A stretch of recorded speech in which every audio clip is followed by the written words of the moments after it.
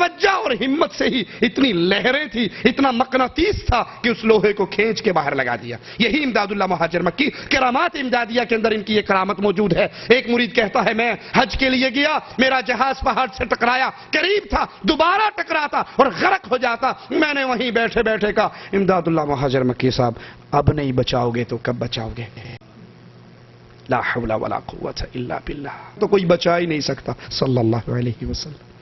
اور یہ اہل شرک، یہ توحید کے جھوٹے دعوے دار، یہ توحید کے چولے پہن کر اپنے بزرگوں کی شرک یا کرامات کو عام کرنے والے، کہا میں نے کہا پیر جی آپ نہیں بچاؤ گے تو کون بچائے گا؟ کہا اتنا کہنا تھا، فوراً جہاز باہر نکل آیا اور آہستہ آہستہ ساحل کو لگ گیا۔ میں جب ادھر یہ واقعہ ہوا، ادھر مرید صاحب پیر امداد اللہ مہاجر مکی کی کمر دباتے دباتے پیراہن جو اٹھایا تو کمر چھیلی ہوئی تھی۔ مرید نے کہا بابا جی کتنے گئے تھے؟ صحیح نہیں، میں باہر بیٹھا سا، یہ اندروں اندروں کاروائی کون پا گیا؟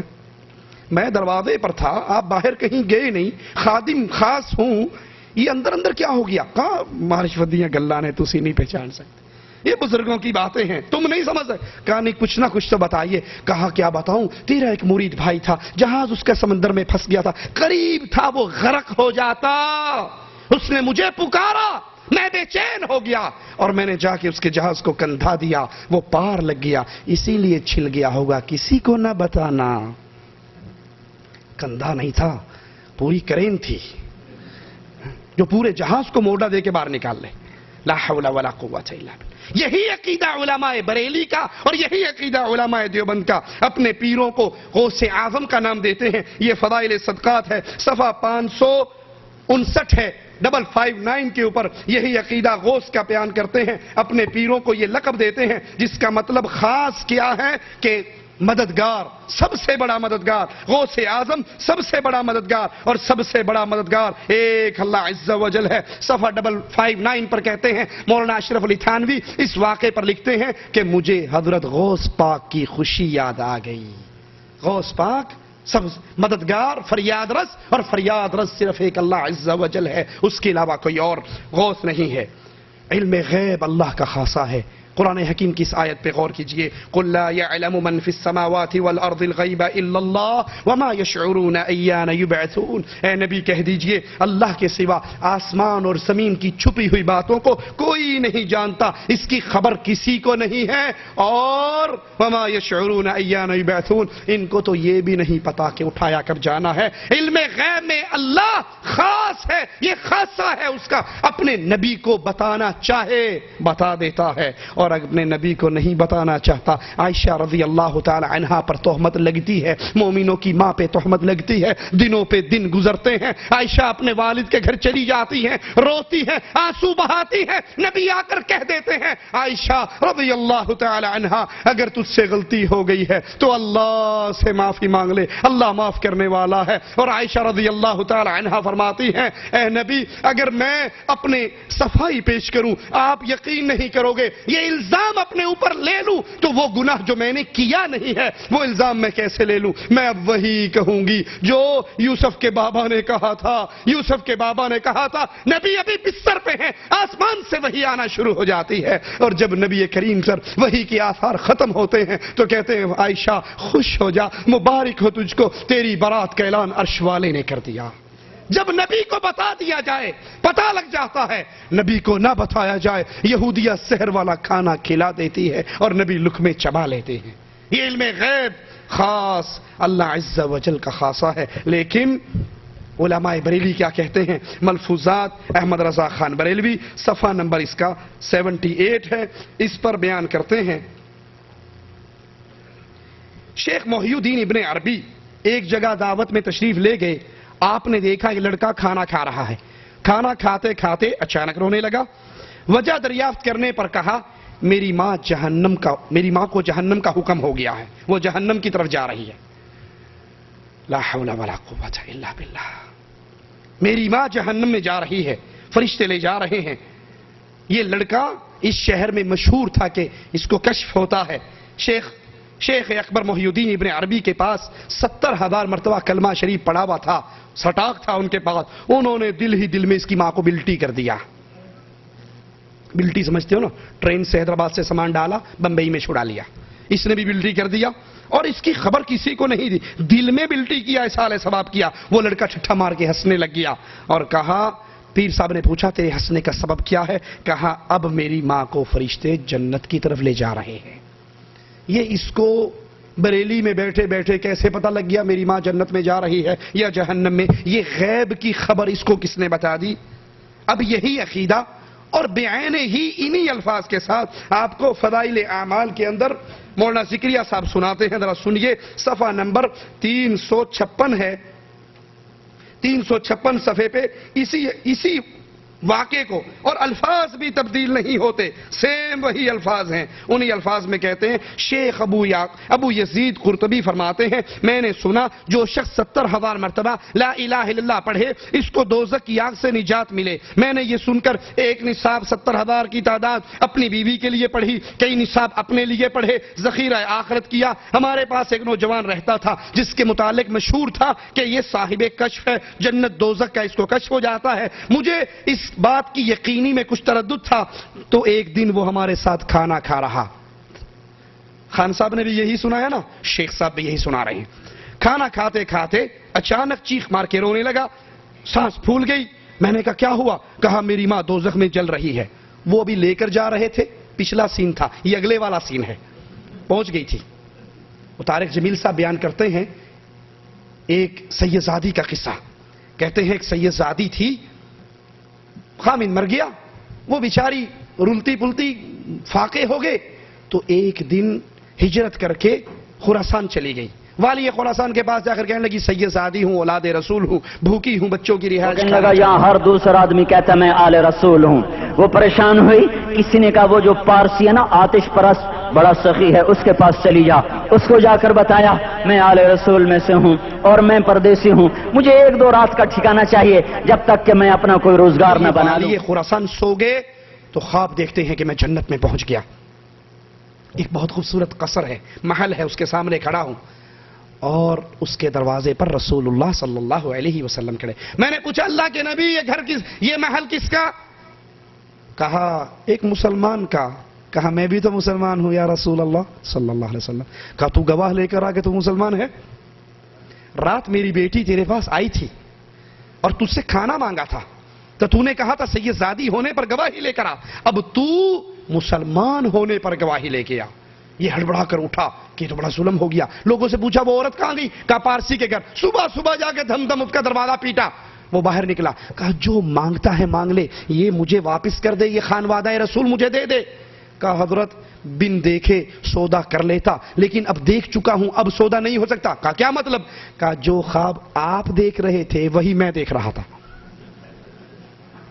دونوں سین اکٹھے چل رہے ہیں. بلیوٹوتھ ہے پرانا، آپ کے جوال میں آج آیا، یہ پرانا بلیوٹوتھ ہے. جو خواب تم دیکھ رہے تھے وہی میں اچھا اس نے بتایا نہیں کہ میں نے خواب دیکھا ہے، اس نے بتایا نہیں کہ میں نے خواب دیکھا ہے، یہ صرف خاندان مانگنے آیا. کہا جو خواب تم دیکھ رہے تھے وہی خواب تو میں بھی دیکھ رہا تھا. کہا پھر؟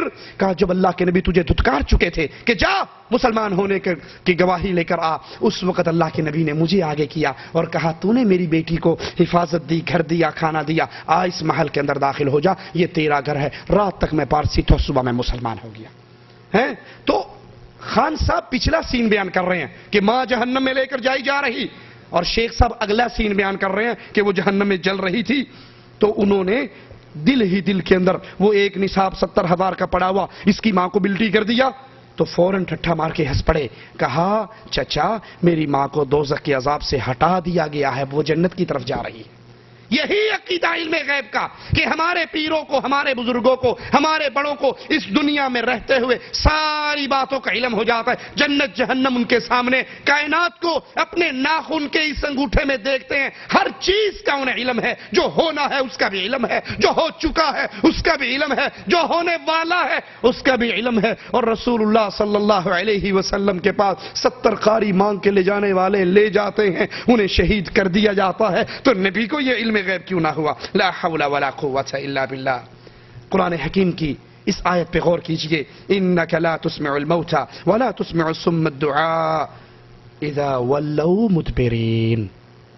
اے نبی کریم لا تسمع الموتى، آپ مردوں کو نہیں سنا سکتے، آپ بہروں کو بھی نہیں سنا سکتے جب وہ پیٹ پھیر کر واپس چلے جائیں. یہ قرآن کا فیصلہ ہے, اپنے نبی سے اعلان کروایا ہے. لیکن ملفوظات احمد رضا خان بریلوی صفحہ نمبر 89 صفحہ پر بیان فرماتے ہیں.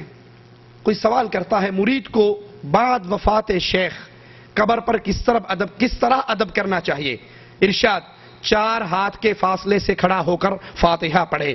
جس طرح اس کی زندگی میں ادب کرتا تھا اس کے سامنے سے ہو کر آئے, منڈی کی طرف سے موڑ کاٹ کے نہ آئے. کیوں؟ کیا فائدہ ہوگا؟ کہا جب سامنے سے آئے گا مردے کو دیکھنے میں آسانی رہے گی کون آ رہی ہے, اور اگر پیچھے سے آئے گا اس کو مڑ کر دیکھنا پڑے گا اور تکلیف ہو گئی. ابے مٹی سے کھائی ہوئی گردن مڑے گا ٹوٹ بھی جائے گی. اس لیے مہربانی کرو جب جاؤ سامنے سے آیا کرو.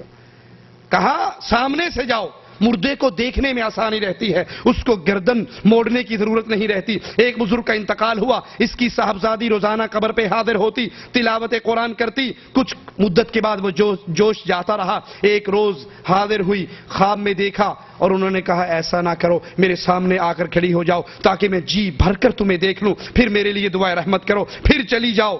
ایک بی بی نے مرنے کے بعد اپنے بیٹے کو خواب میں آ کر کہا میرا کفن ایسا خراب ہے کہ مجھے اپنے ساتھیوں سے شرم آتی ہے, پرسوں فلاں آدمی آ رہا ہے, لا حول ولا قوت الا باللہ, پرسوں فلاں آدمی آ رہا ہے, اس کے کفن میں میرا کفن بھی رکھ دینا, میں خود ہی لے لوں گی اس سے. تو انہوں نے ایک اچھا سارا کفن سلوا کے ان کے کفن میں رکھ دیا. ایک کو کفن دیا تو اس کی کفن نیچے قبر میں اتارنے والے کی تہمت چادر جو تھی کمر سے باندھی بھی وہ بھی ساتھ گر گئی, اس کے کفن میں دفن ہو گئی. یہ خواب میں آئے, کہا بھائی یہ زیادہ آ گئی تھی, یہ لے جا. خواب میں کہا صبح جب میری آنکھ کھلی تو وہ کلی پر ٹنگی ہوئی تھی, موجود تھی, دے کر کے چھوڑ کر کے. اللہ کا قرآن کہتا ہے جو قبر میں دفن ہو جائے یہ مردہ ہے. اموات غیر احیاء, یہ زندہ نہیں ہے. اس دنیا سے ان کا سارا رشتہ ٹوٹ جاتا ہے. اور یہاں کہا جاتا ہے نہیں, کفن میلا ہو جانے پر لانڈری سے دھلوا نہیں سکتے مردے, تو بیٹے سے منگوا تو سکتے ہیں نا. وہ کہاوت مشہور ہے کہ ایک پیر صاحب آئے مریدنی کے پاس, کہا تیرا ابا رات خواب میں آیا تھا, سر سے بھی ننگا, پاؤں سے بھی ننگا, جسم سے بھی ننگا, سردی سے کانپ رہا تھا, اور کہہ رہا تھا میری بیٹیا سے کہنا کفن بھی دے دے, جوتی بھی دے دے, پگڑی بھی دے دے. اس نے جوتی اتاری, اس پیر کے سر میں 4 ماری. کہا یہ کیا کیا؟ کہا ابا رات میرے خواب میں بھی آئے تھے, کہہ رہے تھے تیرے پاس مانگنے کے لیے آئے گا, اس کو 4 جوتیاں مارنا. بھاگتے ہوئے کہنے لگا تیرا ابا بڑا خراب ہے بھائی, مجھے کوئی اور پٹی پڑھاتا ہے, تجھے کوئی اور پٹی پڑھاتا ہے. قرآن کی آیت تو ٹوک انک لا تسمع الموتى, آپ مردوں کو نہیں سنا سکتے, یہ مردہ ہے, یہ زندہ نہیں ہے, انہیں شعور نہیں ہے قیامت کب قائم ہونی ہے, اٹھایا کب جانا ہے. اس دنیا سے ان کے رشتے ٹوٹ چکے ہیں. اور یہاں علماء بریلی میلا کفن چینج کروا کے نیا پہنا رہے ہیں, ان سے باتیں بھی کر رہے ہیں. اب یہی عقیدہ جو ان حضرتوں کا تھا وہی عقیدہ شیخ الحدیث ذکریہ صاحب بیان فرماتے ہیں کہ ایک بزرگ جو میرے والد کے دوست اور خدام میں سے تھے, بڑے صاحب کشف تھے, کشف قبور میں بہت بڑے ہوئے تھے. والد کے انتقال کے دوسرے دن ان کی قبر پہ حاضر ہوئے تو والد نے کہا, ان سے 3 باتیں کہیں. پہلی بات, والد صاحب کے مخالفین بہت زیادہ تھے تو کہا مولوی ذکریہ سے کہہ دو اس کی فکر نہ کرو, یہ تیرا کچھ نہیں بگاڑ سکتے, اپنا ہی نقصان کریں گے. والد صاحب پہ قرضہ بہت تھا, مانگنے والے بہت تھے, کہا فکر نہ کرو میں اس کو ادا کر چکا ہوں. صراف سے قبر کے اندر سے ٹرانسفر ہو چکا ہے, ملٹی ہو چکا ہے, مل گیا ہے ان کو, تم سے مانگنے کوئی نہیں آئے گا. اور بزرگوں سے ڈرتے رہنا, ان کی الٹی بھی سیدھی ہوتی ہے. یہ الٹی بھی بولے نا, تمہیں الٹی لگے گی, حقیقت میں سیدھی. وہ گنج شکر ہمارے پاکستان کے, ان کے پاس سے ایک اونٹوں کا قافلہ گزرا جو گڑوں سے بھری ہوئی بوریاں تھی. گنج شکر اس کا نام یہیں سے پڑا, بابا غلام فرید گنج شکر. تو پوچھتے ہیں اونٹ والے سے یہ کیا لے جا رہا ہے؟ اس نے کہا مولوی یہ کہیں مانگ نہ لے. اس نے کہا پتھر لے جا رہا ہوں. کہا اچھا پتھر ہی ہوں گے. اب گھر گیا, اتارنے کے لیے جب گودام میں رکھا, جس بوری کو چیک کرے پتھروں کی بھری ہوئی تھا گڑ. بڑا پریشان ہوا کہ وہ پیر کی الٹی کی بھی سیدھی پڑ گئی. واپس آیا, رویا پیٹا, کہا حضرت مارا گیا. کہا کیا ہوا؟ کہا وہ میں نے جھوٹ بولا تھا, اس میں گڑ تھا, میں نے آپ سے کہا پتھر ہوں گے, پتھر ہیں. تو آپ نے کہا پتھر ہی ہوں گے, تو سارا گڑ ہی پتھر بن گیا. کہا اس میں گڑ تھا؟ کہا ہاں. کہا گڑ ہی ہوگا. یہ واپس آیا, ہر بوری کو کھولتا ہے, گڑ ہے اندر. لا حول ولا قوت الا باللہ انا للہ و انا الیہ راجعون۔ تو کہا ان بزرگوں سے ڈرتے رہنا، ان کی الٹی بھی سیدھی پڑتی ہے۔ 3 مجالس صفحہ 185۔ یہی عقیدہ علماء بریلی کا ہے اور یہی عقیدہ علماء دیوبند کا ہے۔ روحیں اس دنیا میں آتی ہیں نہیں آتی؟ جمعرات کو پھیرا مارتی ہے نا؟ بریلوی عقیدہ سنیے کیا کہتے ہیں، وہ کہتے ہیں روحیں اس دنیا میں آتی ہیں اور جمعرات کے روز مومنوں کی روحیں اپنے گھروں میں آتی ہیں، دروازوں کے قریب کھڑے ہو کے دردناک آواز میں پکارتی ہے، اے میرے گھر والوں، اے میرے بچوں، اے میرے عزیزوں، ہم پہ صدقے سے مہربانی کرو۔ چنانچہ میت کی روح اپنے گھر میں جمعے کی رات کو پھر دیکھنے کے لیے آتی ہے کہ ان کی طرف سے صدقہ کیا گیا یا نہیں۔ اتیان الارواح مجموعہ رسائل جلد 2 صفحہ 69۔ اب یہ بریلویوں کا عقیدہ ہے، روح آتی ہے، دروازے پہ کھڑی ہوتی ہے اور پکارتی ہے، کیا پکایا؟ اگر جواب ملے حلوہ پکا، بکرا پکا، گوشت بھونا، کہتے ہیں مبارک ہو، خوش رہو، آباد رہو، ہمارے لیے بڑا تم نے صدقہ کیا۔ اور اگر جواب ملے دال مسور پکی، فلٹر منہ پڑا ساڑھے وقت دال مسور رہے گی سی۔ یہ روحیں آتی ہیں، یہ جاتی ہیں۔ یہی عقیدہ علماء دیوبند کا بھی ہے۔ 30 مجالس کے دیوبندی مصنف کہتے ہیں، صفحہ نمبر 211 ہے، اکابر کے لیے ایصال ثواب ضرور کیا کرو، کیوں؟ ان سے ان کی روحیں متوجہ ہوتی ہیں اور فیوض و برکات ملتے ہیں۔ اب آئیے، روحیں کہاں پر ہیں؟ 2 جگہ پہ، یا علیین میں یا سجیین میں، یا جنت میں یا جہنم میں۔ جو جنت میں ہے وہ اس دنیا میں آنا چاہے گی؟ الگ بحث آ سکتی ہے نہیں، آنا چاہے گی؟ تمہاری دنیا کی چیزیں کھانے کے لیے آنا چاہے گی؟ جنت کے میوے چھوڑ کے، جنت کے پرندوں کا گوشت چھوڑ کے دنیا میں آنا نہیں چاہیے۔ تو کنفرم ہو گیا کہ جنتی تو نہیں آتی۔ تو جو جہنم والی ہیں انہیں کوئی آنے دے گا؟ چھلانگ ماریں گے جمعرات کو آنے کے لیے نا، چھلانگ ماریں گے، پھیرا مارائیں، اعیدوا فیہا، فرشتے لوہے کے گرز ماریں گے اور پھر دوبارہ ان کو جہنم کی تہ تک پہنچا دیں گے۔ آئیے علماء اور بریلی دونوں کے ان عقیدوں کو کہ روحیں آتی ہیں، متوجہ ہوتی ہیں، مدد کرتی ہیں، فیض و برکات ملتی ہیں، قرآن سے پوچھتے ہیں، أَلَمْ يَرَوْا كَمْ أَهْلَكْنَا قَبْلَهُمْ مِنَ الْقُرُونِ أَنَّهُمْ إِلَيْهِمْ لَا يَرْجِعُونَ۔ کیا یہ نہیں دیکھ چکے ہم نے ان سے پہلے کتنی قوموں کو ہلاک کر دیا، وہ ان کے پاس لوٹ کر نہیں آئیں گے۔ قرآن حکیم کا دوسرا مقام، وَحَرَامٌ عَلَىٰ قَرْيَةٍ أَهْلَكْنَاهَا أَنَّهُمْ لَا يَرْجِعُونَ۔ جن بستیوں کو ہم فنا کر چکے ہیں ان کے لیے ناممکن ہے کہ وہ پھر لوٹ کر دوبارہ اس دنیا پہ آئے۔ ارے شہید کا قصہ حدیث میں نہیں آتا؟ اللہ کی توحید کے لیے کٹنے والا، وہ کہے گا، مالک کہے گا مانگ کیا مانگتا ہے؟ کہے گا اللہ تو نے بہت کچھ عطا کیا ہے۔ مالک کہے گا مانگ کیا مانگتا ہے؟ وہ کہے گا اللہ مجھے ایک مرتبہ دنیا میں لوٹا دے، میں پھر تیرے راستے کے اندر شہید ہونا چاہتا ہوں۔ مالک فرمائے گا جو یہاں پہ آ گیا یہ میرا فیصلہ ہے کہ وہ واپس نہیں جا سکتا۔ سورۃ یاسین کی ابتدا کے اندر 30-23ویں پارے کی ابتدا کے اندر کیا قصہ ہے اس کا؟ جس کو کافروں نے قتل کر دیا وہ اللہ کے لیے شہید ہو گیا، کہتا ہے قال یا لیت قومی یعلمون، کاش میری قوم کو پتہ لگ جائے۔ اس کو دنیا پہ آ کر قوم کو بتانے کی اجازت مالک نے پیغام اس کا پہنچا دیا۔ لیکن علماء دیوبند و بریلوی دونوں کہتے ہیں کہ روحیں آتی ہیں اور دنیا میں سب کچھ کرتی ہیں۔ کائنات کا نظام چلانے والا صرف اللہ ہے، یہ توحید ہے، یاد کر لیجئے۔ اللہ الذی رفع السماوات بغیر عمد ترونها ثم استوى على العرش وسخر الشمس والقمر كل يجري لأجل مسمى يدبر الأمر يفصل الآيات لعلكم بلقاء ربكم توقنون۔ اس زمین و آسمان کا نظام چلانے والا کون ہے؟ اللہ وہ ہے جس نے آسمانوں کو بغیر ستونوں کے کھڑا کیا ہے، تم اسے دیکھ رہے ہو، پھر وہ اپنے عرش پر مستوی ہوا۔ اسی نے سورج اور چاند کو اپنی ماتحتی میں لگا رکھا ہے، ہر ایک اپنی میعاد معین پہ گشت کر رہا ہے، وہی کام کی تدبیر کرتا ہے۔ اور یہ نشانیاں کھول کھول کر اللہ نے بیان کی ہے تاکہ تم اپنے رب کی ملاقات کا یقین کر لو۔ اس کائنات کے پورے نظام پہ کنٹرول نہ علی کا ہے، نہ جعفر صادق کا ہے، نہ 12 کا ہے، نہ 14 کا ہے، نہ چار کا ہے، نہ بغداد والوں کا ہے، نہ بریلی والوں کا ہے، نہ دلی والوں کا ہے، نہ رائے منڈ والوں کا ہے. اس کائنات پہ سارا اختیار، دریاؤں پہ اختیار بھی اللہ کا ہے. موسیٰ علیہ السلام کے ساتھی کہتے ہیں سامنے دریا ہے، سمندر ہے، پیچھے فرعون کی لاش قومیں ہیں، فرعون کے لشکر ہیں، اور وہ نبی کہتے ہیں میرا اللہ میرے ساتھ ہے، وہ ضرور میری مدد کرے گا. یہ نہیں کہتے ہو دریا مجھے راستہ دے، کہتے ہیں اللہ میرے ساتھ ہے. اس دریا پر بھی اللہ کا حکم ہے. اللہ حکم دے کر کہتا ہے موسیٰ اس پہ لاٹھی مارو، اور وہ دریا راستہ دے دیتا ہے. لیکن آئیے ملفوظات احمد رضا میں بریلوی عقیدہ پڑھتے ہیں، صفحہ نمبر 97 ہے. 97 پر احمد رضا خان صاحب بریلوی بیان فرماتے ہیں سید الطائفہ جنید بغدادی. نام سنا حضرت کا ہی نہیں سنا؟ سنا ہے نام؟ ارے یاد کر لو، تم ایک اور چیز سنا دوں کہیں اور بھی کام آئے گی. یہ جنید بغدادی وہ حضرت ہیں، یہ اشرف علی تھانوی صاحب لکھتے ہیں ان حضرت کے بارے میں صفحہ نمبر 157 پر 157 پر کہ جنید بغدادی بیٹھے تھے، مشغول باحق تھے، اللہ کے ساتھ لو لگی ہوئی تھی، اور سامنے سے ایک کتا گزرا. ان کی نظر کرم اس کتے پہ پڑ گئی.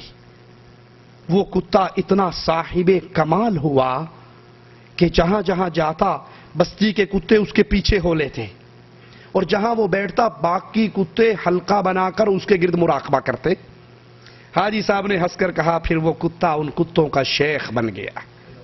یا اللہ یا کریم، اللہ کے نبی اپنے چچا کی منتیں کرتے رہ گئے. چچا نے کلمہ نہیں پڑھا، اور ان پیروں اور بابوں کی نظروں میں اتنا کمال ہے کہ یہ کتے پہ نظر ڈال دیں تو اس کا بھی دل جاری ہو جاتا ہے. اسی حضرت کا کہتے ہیں سید الطائفہ جنید بغدادی دجلہ پر تشریف لائے، یا اللہ کہتے ہوئے زمین کی مثل چلنے لگے. ایک شخص پیچھے سے آیا، اس نے کہا حضرت میں نے بھی جانا ہے. کہا تو کہ یا جنید یا جنید یا جنید. اس نے یا جنید یا جنید کہا تو دریا نے اس کو بھی راستہ دے دیا. کہتے ہیں دو صاحب اولیاء کرام میں سے ایک دریا کے اس کنارے، دوسرا اس کنارے. ان میں سے ایک نے کھیر پکائی، خادم سے کہا تھوڑی ہمارے دوست کو بھی دے آؤ. خادم نے عرض کی حضور راستے میں دریا پڑتا ہے، کیوں کر پار اتروں گا، کشتی کا انتظام نہیں ہے. کہا دریا کے کنارے جا اور کہہ میں اس کے پاس سے آیا ہوں جو آج تک اپنی عورت کے پاس نہیں گیا. خادم حیران تھا کہ یہ کیا معاملہ ہے، کیونکہ یہ صاحب اولاد تھے. بہرحال حکم کی تکمیل کی، دریا پر گیا، پیغام دیا، دریا نے فوراً اس کو راستہ دے دیا اور یہ پار لگ گیا. پار جا کے پیر کے پاس گیا، اس نے کھیر کھائی، اور کھانے کے بعد پھر اس نے کہا جاؤ ہمارے بھائی کو ہمارا سلام کہنا. کہا صاحب سلام تو تب کہوں گا جب پار جا سکوں گا، آگے تو دریا ہے. کہا اچھا تو دریا کے پاس جا کر کہو اس آدمی کے پاس سے آیا ہوں جس نے 30 برس تک آج تک کچھ نہیں کھایا. اور یہ کہتا ہے یہ عجیب جھوٹ بولتا ہے، ابھی میرے سامنے پوری پلیٹ کھا گیا لکیر کی.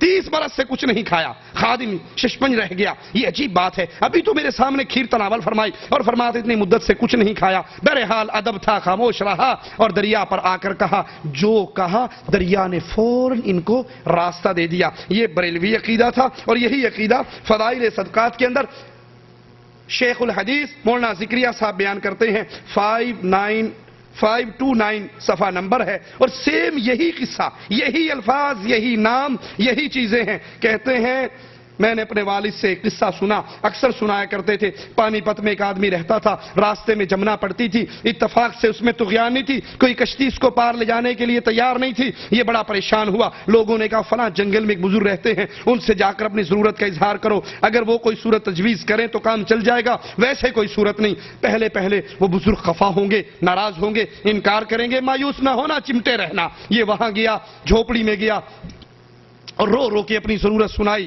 اور انہوں نے انکار کیا. لیکن جب ان کا رونا بڑھ گیا تو پھر انہوں نے کہا کہ دریا کے پاس جا اور اس سے کہہ اس نے بھیجا ہے جس نے عمر بھر نہ کچھ کھایا ہے اور نہ بیوی سے صحبت کی ہے. حالانکہ پیر صاحب صاحب اولاد تھے. لا حول ولا قوت الا باللہ. اس نے بھیجا ہے جس نے نہ کبھی کھایا اور نہ بیوی سے صحبت کی. یہ شخص واپس ہوا، ان سے کہنے کے موافق عمل کیا. جمنا کا پانی رک گیا.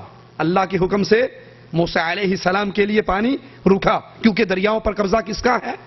اللہ کا. اور کہتے ہیں علماء بریلی بھی اور علماء دیوبند بھی کہتے ہیں ہمارے پیروں کا بھی قبضہ ہے. فوراً جمنا کا پانی رک گیا، اور جمنا کا پانی رک گیا. یہ شخص پار ہو گیا. ہمارے پیروں کا، ہمارے بزرگوں کا ایک آرڈر دریا فوراً راستہ دے دیتا ہے. یہی عقیدہ علماء بریلی کا ہے اور یہی عقیدہ علماء دیوبند کا ہے. رسول اللہ صلی اللہ علیہ وسلم کو بھی علم غیب نہیں تھا. قرآن کہتا ہے قُلْ لَا أَقُولُ لَكُمْ عِنْدِي خَزَائِنُ اللَّهِ وَلَا أَعْلَمُ الْغَيْبِ. اے اللہ کے نبی کہہ دیجئے کہ میرے پاس اللہ کے خزانے نہیں ہیں، میں ان کا مالک نہیں ہوں اور نہ ہی میں عالم الغیب ہوں. لیکن بریلوی عقیدہ اعلیٰ حضرت احمد رضا خان بریلوی فرماتے ہیں حضور کو 5 غیبوں کا علم تھا. بارش کب برسے گی اللہ کے نبی کو علم تھا. ماں کے پیٹ میں کیا ہے اللہ کے نبی کو علم تھا.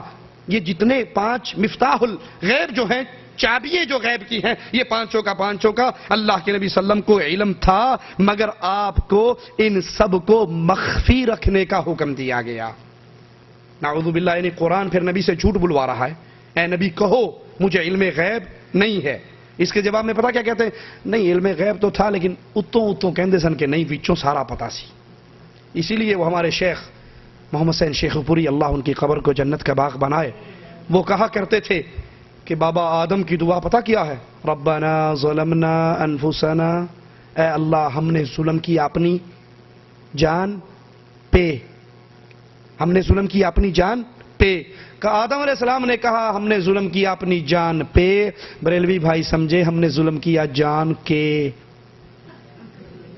کیونکہ عالم الغیب تھے نا، انبیاء کو سارا علم غیب ہے.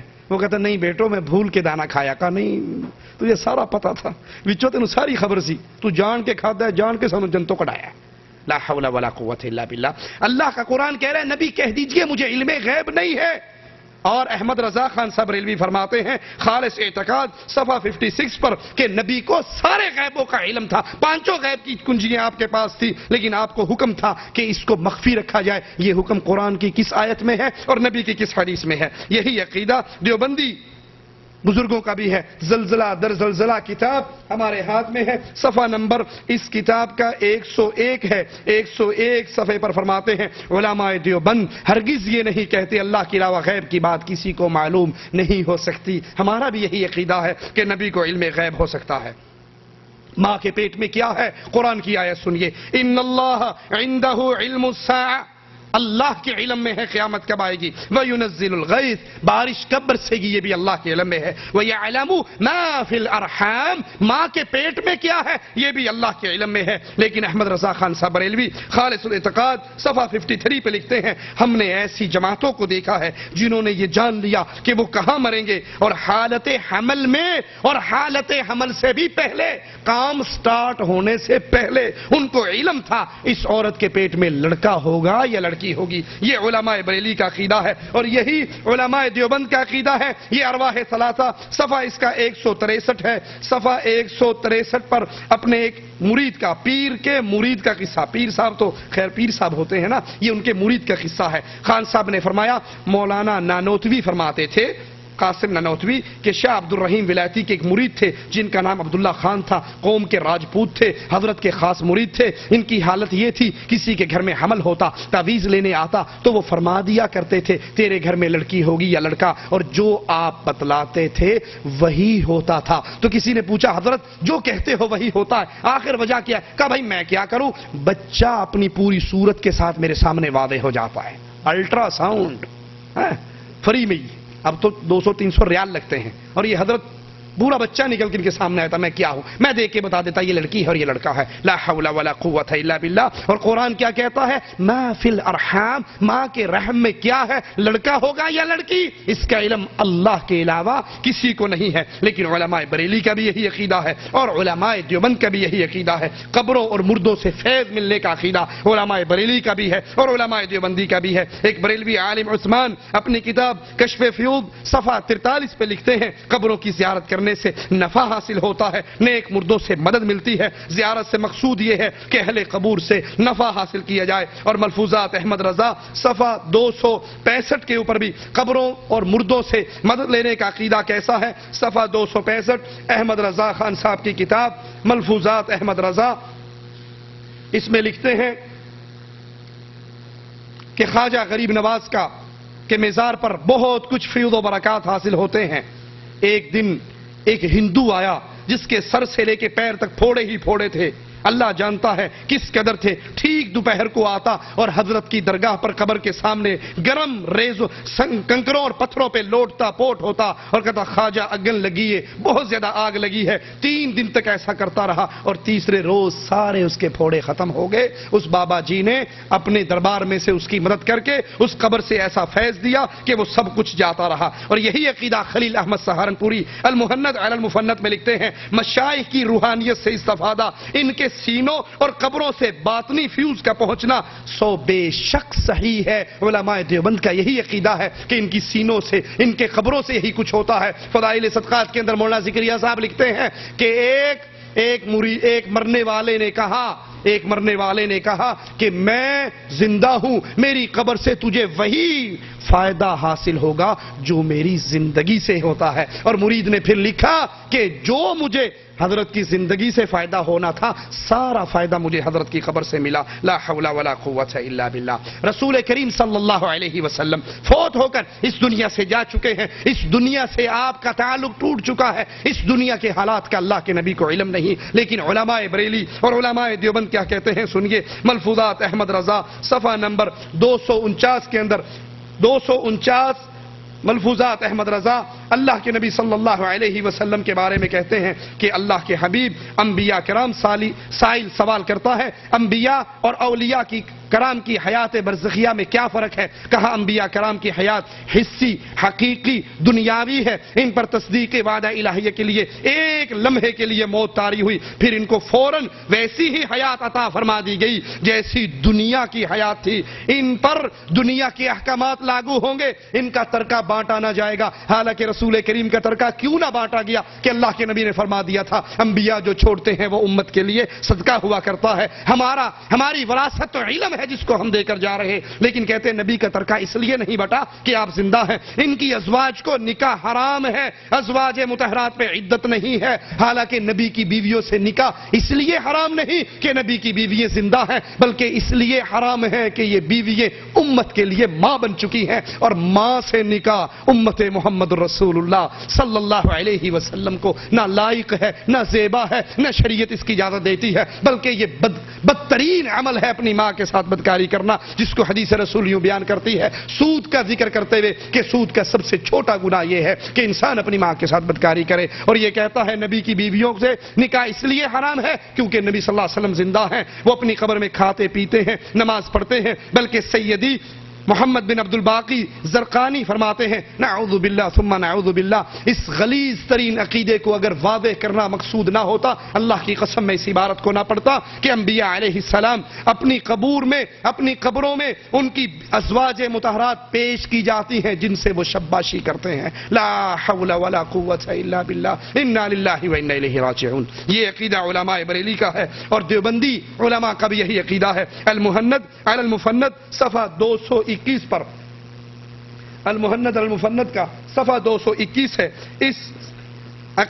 اسی عقیدے کو بیان کرتے ہوئے تھانوی صاحب کے حوالے سے کہتے ہیں ہمارے نزدیک اور ہمارے مشائخ کے نزدیک اللہ کے نبی صلی اللہ علیہ وسلم اپنی قبر مبارک میں زندہ ہیں. آپ کی حیات دنیا کی سی ہے, آپ کی حیات دنیا کی سی ہے اور برزخی نہیں ہے بلکہ حسی دنیاوی حیات ہے. یہی علماء بریلی کا عقیدہ اور یہی علماء دیوبند کا عقیدہ. تھانوی صاحب لکھتے ہیں برزخ میں آپ کے یہ مشاغل ثابت ہیں, اذان, اقامت اور قرآن پڑھنا. نشر طیب صفحہ 142. رسول اللہ صلی اللہ علیہ وسلم کی نبوت میں کسی اور کا حصہ نہیں ہے. اللہ کے نبی صلی اللہ علیہ وسلم نے مسئلے کو واضح کرنے کے لیے عمر ابن خطاب کو یہاں تک کہا تھا جب ان کے ہاتھ میں تورات کا ورقہ دیکھا تھا, لو کان موسیٰ حیاً, آج موسیٰ علیہ السلام زندہ ہوتے تو ان کو بھی میری اتباع ہی کرنی پڑتی, میرے پیچھے ہی چلنا پڑتا. لیکن اللہ کے نبی صلی اللہ علیہ وسلم کی رسالت میں علماء بریلی کیسے اپنے بزرگوں کو شامل کرتے ہیں یہ ہمارے ہاتھ میں تذکرہ غوثیہ ہے جس کا صفحہ نمبر 324 ہے. 324 صفحہ پر وہ ایک اپنے پیر اور مرید کا قصہ بیان کرتے ہیں کہ ہمارے پیر ابو بکر شبلی کے پاس 2 شخص بیعت کے ارادے سے حاضر ہوئے. ان میں سے ایک کو پیر صاحب نے کہا پڑھو لا الہ الا اللہ شبلی رسول اللہ لا حول ولا قوت الا باللہ. انا للہ و انا الیہ راجعون. مرید نے کہا لا حول ولا قوت الا باللہ. پیر صاحب نے بھی کہا لا حول ولا قوت الا باللہ. اس نے پوچھا آپ نے لا حول کیوں پڑھا؟ اس نے استفسار کیا تو نے کیوں پڑھا؟ کیا میں نے تو اس لیے پڑھا، میں پیر سمجھ کے آیا تھا، لیکن آپ تو بے شرع آدمی ہو، میں بے شرع کے پاس مرید ہونے آ گیا. آپ نے کہا میں نے اس لیے پڑھا. جاہل کے سامنے راز کی بات بتا دی. یہ راز تھا جو میں جاہل کے سامنے بیان کر چکا ہوں. دوسرے سے کہا تم پڑھو لا الہ الا اللہ شبلی رسول اللہ. اس نے کہا حضرت میں تو آپ کو کچھ اور ہی سمجھ کر آیا تھا، آپ تو ورے ہی گر پڑے، صرف رسالت پہ ہی قناعت کر لی. میں تو اس سے اگلا سٹیج دینے آیا تھا. رسالت سے اگلا سٹیج کس کا ہے؟ کہا میں تو تجھے اللہ بنانے آیا تھا، تم تو پہلے ہی گر گئے. تو خدا بننے کا دعویٰ کرتا، میں اس کو بھی تسلیم کرتا. تو پیر صاحب نے ہنس کر فرمایا اچھا تم کو ہم تعلیم کریں گے، تم ہمارے پاس بیٹھو. یہ علماء بریلی کا عقیدہ. اور سیم یہی عقیدہ علماء دیوبند کا ہے. یہ ہمارے ہاتھ کے اندر رسالہ الامداد اشرف علی تھانوی صاحب کا، اس کا صفحہ نمبر 34 ہے، جہاں پر ایک مرید خواب دیکھتا ہے اور خواب میں کلمہ پڑھتا ہے لا الہ الا اللہ اشرف علی رسول اللہ. پھر ان کی آنکھ کھل جاتی ہے، ہڑبڑا کے بیٹھ جاتا ہے، پریشان ہوتا ہے میں نے کیا کلمہ پڑھا. غلطی یاد آتی ہے، زور زور سے روتا ہے. پھر اپنی غلطی کی اصلاح کرنے کے لیے اب نبی کریم صلی اللہ علیہ وسلم پر درود پڑھنے کی کوشش کرتا ہے، لیکن کہتا ہے کہ میں اب جاگ چکا ہوں، نیند ختم ہو چکی ہے، بیداری کی حالت میں ہوں، لیکن پھر بھی زبان میری کہتی ہے اللہم صلی علی سیدنا و نبینا و مولانا اشرف علی. لا حول ولا قوت الا باللہ. یہی عقیدہ علماء بریلی کا. اپنے پیروں کو اتنا عظیم مقام دیا کہ ان کو نبی کی رسالت میں شامل کر دیا. اور یہی عقیدہ علماء دیوبند کا. یہ سوال، یہ سائل سوال لکھ کر اشرف علی تھانوی صاحب کو بھیجتا ہے، اور تھانوی صاحب اس کے سوال کے جواب میں کہتے ہیں اس واقعے میں تسلی تھی کہ جس کی طرف تم رجوع کرتے ہو وہ بعونہ تعالی متبع سنت ہے. تم میرے پیچھے اور میں نبی کے پیچھے ٹینشن لینے کی کوئی ضرورت نہیں ہے، کوئی پریشانی والی بات نہیں. تم نے جو یہ کلمہ پڑھا ہے اور جا کر مجھے نبی کہہ کر مجھ پہ درود پڑھا ہے تو یہ اللہ نے پڑھوایا ہے. یہ اشارہ ہے تمہارے لیے کہ تم نے جس کو پیر پکڑا ہے وہ متبع سنت ہے. لا حول ولا قوت الا باللہ. اسی طرح انبیاء کی صفات کے اندر کوئی اور شریک نہیں ہو سکتا. انبیاء کو جو نبوت کا کام اللہ نے دیا ہے، جو ان کے اوپر وحی آتی تھی وہ انہی کا خاصہ تھا. لیکن علماء دیوبند اس کے اندر بھی اپنے پیروں کو کیسے شامل کرتے ہیں. یہ سوانح قاسمی ہے ہمارے ہاتھ میں، قاسم نانوتوی صاحب کی کتاب، اس کا صفحہ نمبر 301 ہے. حاجی امداد اللہ اپنے سارے مریدوں کو ذکر اذکار سکھایا کرتے تھے، اور وہ اپنا ذکر کر کے رپورٹیں حاجی صاحب کے سامنے پیش کرتے تھے. تو حاجی صاحب نے ایک دن قاسم نانوتوی صاحب سے بھی پوچھا کہ تمہیں بھی تو میں نے ذکر سکھایا، تم نے مجھے کوئی رپورٹ پیش نہیں کی. انہوں نے کہا حضرت حالات و ثمرات تو بڑے لوگوں کو ہوتے ہیں، مجھ سے تو جتنا کام آپ نے فرمایا وہ بھی نہیں ہوتا. جو آپ نے ذکر کہا نا اتنے بار کرنا ہے، جہاں تسبیح لے کر بیٹھتا ہوں بس ایک مصیبت ہوتی ہے، اس قدر وزن پڑتا ہے کہ جیسے 100 من کے پتھر کسی نے میرے اوپر رکھ دیے ہوں، زبان و دل سب بستہ ہو جاتے ہیں. تھانوی، یہ بھی حضرت تھانوی ہی کی روایت ہے کہ روتے ہوئے بے ساختہ آپ کی زبان سے یہ الفاظ جاری ہوئے کہ میں ہی بدقسمت ہوں، ایسا ہوتا ہے جیسے زبان کو کسی نے جکڑ لیا ہے. یہ سن کر امداد اللہ صاحب کہنے لگے مبارک ہو، یہ نبوت کا آپ کے دل پر فیضان ہوتا ہے، اور یہ وہ بوجھ ہے جو حضور کو وحی کے وقت ہوا کرتا تھا. لا حول ولا قوت الا باللہ. اللہ کے نبی کے وحی پر بوجھ پڑتا تھا. اب تم جب یہ کام کرتے ہو تم پر بھی یہ بوجھ پڑتا ہے. جو کام نبی سے لینا تھا وہی کام تم سے لیا جائے گا. یہ کام، یہ بوجھ، یہ نبوت کا فیضان ہے تمہارے اوپر. اور ملفوظات احمد رضا خان اپنی کتاب صفحہ 63 پر اسی کتاب کے کہتے ہیں کہ اللہ کے نبی صلی اللہ علیہ وسلم کو درد سر، بخار، وہ مبارک امراض ہیں جو انبیاء علیہ السلام کو ہوتے ہیں، اور اللہ کا شکر ہے کہ مجھے بھی اکثر بخار اور سر درد رہتا ہے. 2 سیڑھیاں چڑھ چکا ہوں، بس 2-3 کا اور انتظار ہے. لیکن برا ہو مرزا غلام قادیانی کا، جس نے ان سب کی رنگ میں بھنگ ڈال دی. وہ نہ کرتا تو یہ بیچارہ 2 سیڑھیاں چڑھ چکا تھا، بخار شروع ہو گیا تھا، سر درد ہو گیا تھا، کچھ اور بھی ہو جاتا.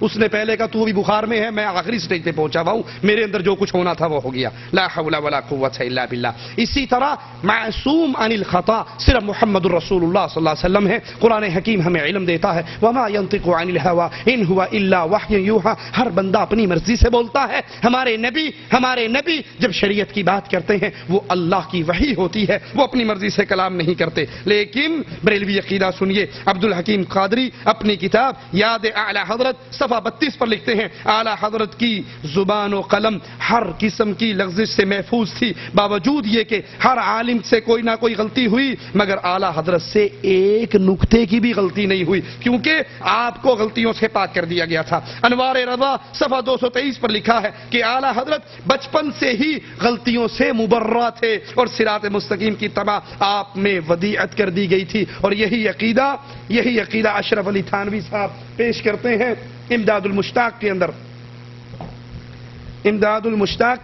اشرف علی تھانوی صاحب پیش کرتے ہیں. اور یہی عقیدہ ارواح ثلاثہ کے اندر موجود ہے کہ ہمارے رشید احمد گنگوہی ارواح ثلاثہ صفحہ 276 ہے. رشید احمد گنگوہی اکثر اپنی زبان سے یہ الفاظ کہا کرتے تھے، سنو حق وہی ہے، اللہ تعالیٰ نے مجھ سے وعدہ فرمایا ہے میری زبان سے غلط نہیں نکلوائے گا. یہ شان کس کی ہے؟ محمد رسول اللہ صلی اللہ علیہ وسلم کی. اور اس شان پر علماء بریلی اپنے علماء کو فائز کر رہے اور علماء دیوبند اپنے علماء کو فائز کر رہے. اب آخری سوال آپ کے سامنے پیش کر کے اپنی بات کو ختم کرتا ہوں. پیارے بھائیو، یہ معاملہ عقیدے کا ہے، یہ معاملہ توحید کی غیرت کا ہے. علماء بریلی اور علماء دیوبند بنیادی شرکی عقائد پر دونوں اکٹھے ہیں. جب یہ دونوں اکٹھے ہیں تو پھر ان کو اپنی نمازوں کا امام بنانے سے پہلے اللہ سے ڈر جائیے. ان کے ساتھ اہل ایمان والی محبت کرنے سے پہلے اللہ سے ڈر جائیے. ایک آدمی مجہول ہے، آپ کو اس کا پتہ نہیں ہے، نماز کھڑی ہوئی، آپ کو نماز مل گئی، آپ نے پڑھ لی، انشاءاللہ خیر ہے، اللہ قبول فرمائے گا. لیکن جس کا ان فرقوں سے متعلق ہونا کنفرم ہو، جو ان عقائد کا دفاع کرتا ہو، جو ان عقائد سے بیزاری کا اظہار نہ کرتا ہو، ان عقائد کو جان کر سن کر پڑھ کر بھی کہے بزرگوں نے لکھا ہے، جو لکھا ہے حق اور سچ لکھا ہے، جو اس طرح اس شرکی عقائد کو سن کر، دیکھ کر، پڑھ کر پھر ان کا دفاع کرتا ہے، تو ایسے لوگوں سے بڑا ضروری ہے.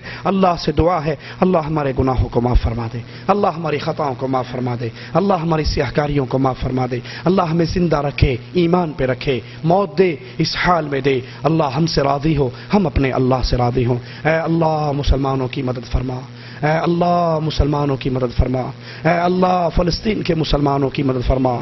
اللہ یہودیوں کا ظلم بڑھ گیا ہے مالک، اے جبار اللہ، اے ذو انتقام اللہ. یہ آسمان تیرا ہے مولا، یہ سمندر تیرا ہے مولا، یہ زمین تیری ہے اللہ. اللہ یہودیوں کا اس فضا میں اڑنے والے ہر طیارے کو برباد کر دے. اللہ پانی میں چلنے والے ان کے ہر جہاز کو غرق کر دے. اللہ زمین پہ چلنے والے ان کے ہر ٹینک کو برباد کر دے. اللہ ہم کمزور ہیں لیکن تو ہمارا اللہ ہے، تو طاقت والا ہے مولا. اللہ ہمارے گناہوں کو نہ دیکھ، ہماری خطاؤں کو نہ دیکھ، اللہ ہماری سیاہکاریوں کو نہ دیکھ، اپنی رحمت کو دیکھ. اللہ 400 مسلمان اب تک قتل ہو چکے ہیں. اللہ تیرے نبی کی امت قتل ہو رہی ہے مولا. ہمارے گناہوں کو معافیوں میں بدل دے مالک. اللہ ہمارے گناہوں کو معاف کر دے اور اہل ایمان کی مدد فرما. اللہ یہود و نصارہ کو برباد فرما. اللہ یہودیوں کے جو دوست ہیں ان کو برباد فرما. اللہ اس کی مدد کر جو تیرے نبی کے دین کی مدد کرے اور ہمیں بھی ان میں شامل فرما. اللہ ان کو ذلیل کر جو تیرے نبی کے دین کو ذلیل کرے اور ہمیں ان میں شامل نہ فرمانا. اقول قولی هذا واستغفر الله لي ولكم ولسائر المسلمين فاستغفروه انه هو الغفور الرحيم.